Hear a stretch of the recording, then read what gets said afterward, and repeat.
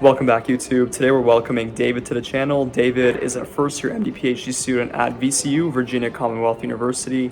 He did his master's in public health at Yale, and he's like me, he's a Canadian. He did his bachelor at Western University in London, Ontario. So we're very thankful to have David on the channel today. Also, David's a Diana Award recipient, which is huge. We have a lot of stuff to ask him about and lots to learn from him. How are you doing, David? Good, Kevin. Thanks for having me on. How are you? I'm doing good. I mean, it's my pleasure to have someone like you on board. So, David, how's VCU treating you? It's been like almost a full year now, right? You're finishing up your first year. Yeah, we're 3/4 done our first year. It's been good. Definitely been a step up from what I'm used to in my bachelor's and even my master's. But definitely feel like I'm learning a lot about the field of medicine, meeting a great community here. So happy to be here.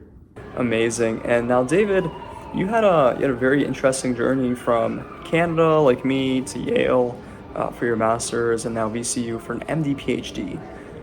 Let me ask you first, like when you were in Canada, did you know you wanted to go to the US for med school? No, I didn't. I actually took 2 application cycles to get here. So my first application cycle was during my 3rd year of undergrad. I always knew I wanted to do a 3-year undergrad. So I was originally in the Bachelor of Medical Sciences program, but I wanted to accelerate it into a 3-year degree. So I transferred to the Bachelor of Sciences program so I could graduate within 3 years. And so my 3rd year, I applied to Canadian medical schools, as well as US graduate programs, specifically MS programs, Master of Science programs, and MPH programs, so Master of Public Health programs.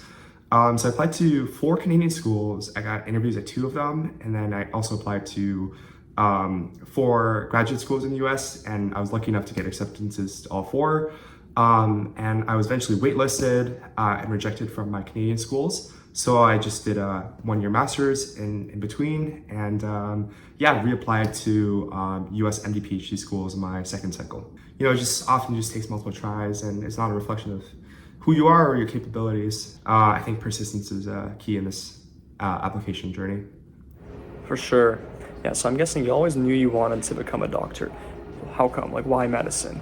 Yeah, so for me, I was always sure I wanted to interact with healthcare in some capacity to address the health disparities that we're seeing in society, whether that be racial and ethnic disparities, whether that be disparities based on access to primary care, access to cancer screenings, access to healthcare education and resources. And for me, the question was whether I wanted to do that on a policy level, whether I wanted to do that through direct patient interaction, or I wanted to do it through both. And I've always found that the direct patient interactions are fulfilling in the way that you are able to learn from patient stories, have that influence who you are as a doctor, as a person. And for me, that's just been so exciting to meet people from all walks of life and just really gratifying that way. But I always knew that I wanted to also advocate for patients on a wider scale.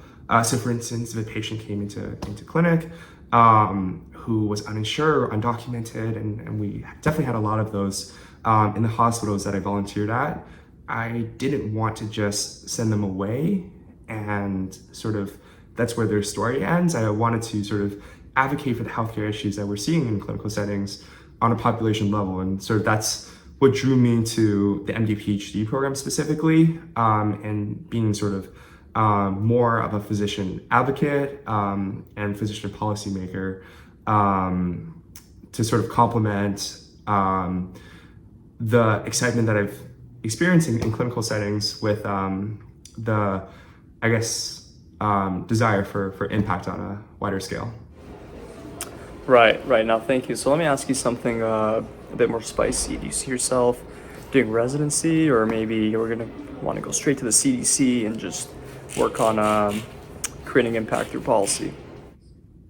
Yeah, I think that I definitely want to go to residency first. I think having, especially with the issues that I'm interested in, revolving around substance use disorders, opioid use disorders, and polysubstance use in the US, I definitely think that having that firsthand patient experience is crucial to sort of understanding how different drugs are prescribed, the challenges that patients are experiencing, whether it be related to stigma, whether it be sort of adherence to medications, whether it be even having that initial touch point and access to clinical services in the first place. So I think that having that direct patient encounter through residency is definitely something that I want to have. And I think that later in my career, I would love to get more involved with policymaking and sort of structuring how medicine is delivered in a way that aligns more with like social medicine principles.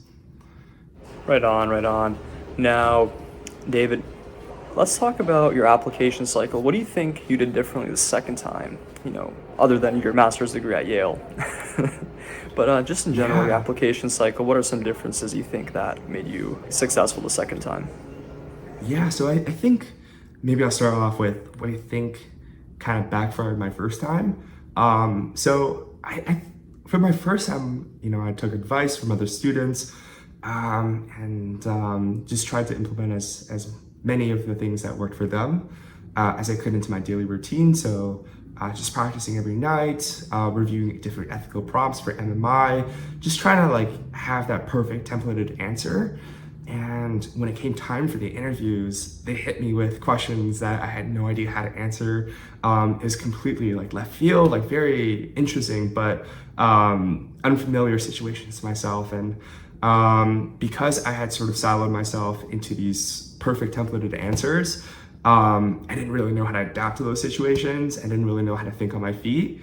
And I put a lot of pressure onto myself. So, I was just, I'm sure to my interviewers, I came off as very stressed and, didn't really get the chance to reflect who I am and my personality in my interviews. So the second time around, a lot more relaxed. And MD PhD interviews are 3 days instead of, like a few hours. So definitely need a little bit, like a lot of endurance to get through those. I had to be relaxed to get through it. And yeah, I think that being able to tell my story in a more authentic way, to let more of my personality shine through, to allow my humor to shine through, to allow a more conversational tone with the interviewers, so I can establish a rapport with them, especially since a lot of the people who were interviewing me were potential PhD advisors in the future. So I definitely wanted to establish that relationship from the get-go. So I think just, in summary, just being more like authentic and down to earth to who I am and my personality. Yeah, certainly. I feel very similar to you. The first time I was interviewing, everyone's like, man, you gotta read this book, Doing Right. You gotta listen to Right. these podcasts. And I do it. And then, I kind of sound like the same robot as everybody else, given the same standardized robot answers as everybody else to the same questions. So the second time I was very comfortable, like you were saying. All right, now imagine someone is either interviewing at VCU right now or they got accepted. What are some things you tell them that are great about your school? Yeah, so what I usually tell people is that I don't think VCU does anything super unique or super creative or this revolutionary new approach to the preclinical education, but I think that they do the foundations really well. I think that they have a very systematic approach to covering all of the step one concepts, ranging from pathophysiology to clinical correlations. I think they do a great job of providing us with shadowing opportunities and clinical observerships, and sort of being integrated as part of some of our courses. Specifically like practice of clinical medicine, PCM at our school. I think they do a great job of providing structured research opportunities for students, including like the Dean's Research Fellowship. So I think they do a lot of these very foundational medical student things really well. And I think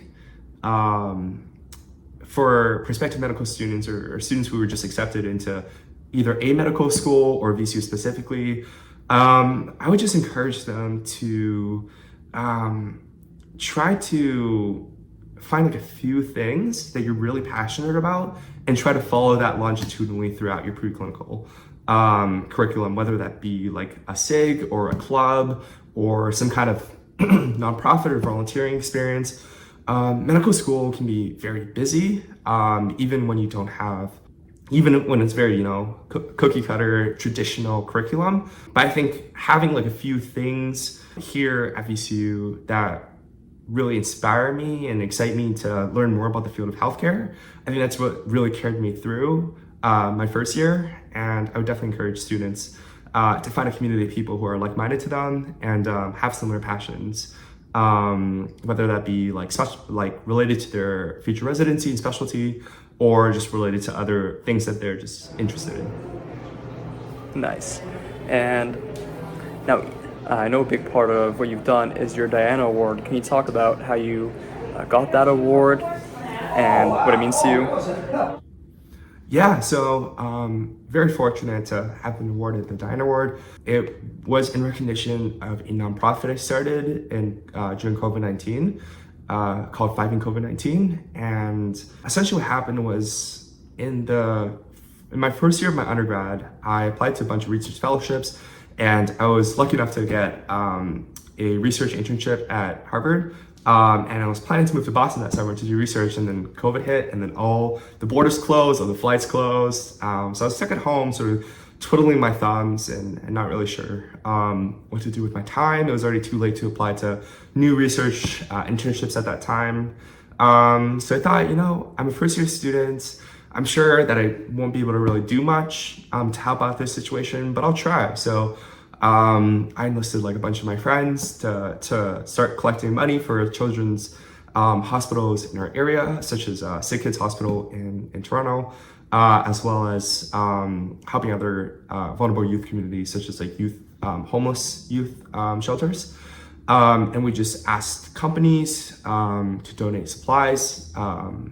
And because it was COVID, a lot of their stores shut down, so they had a lot of excess inventory. And so we were able to sort of take that off their hands, which saved them a bunch of inventory fees as well, and redirect that towards youth homeless shelters. So that lasted a few years, and I was lucky enough to be awarded the Diana Award for this. So definitely not something that we, planned at the start to continue for an extended period of time, but it sort of just grew organically. And I was definitely privileged being able to work on this with friends.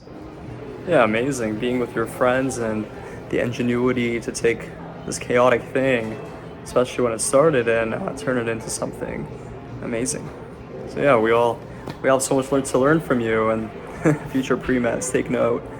There are many ways to contribute and do cool stuff in your community. Well, all right, David, thank you for your amazing answers. And everyone, please join me in giving a big thank you to David for coming on today and sharing his experiences with us. If you want to follow David, his LinkedIn is right here. You can find the link in the description of the video. Other than that, make sure to comment, like, and subscribe to stay tuned for the next one. Take care.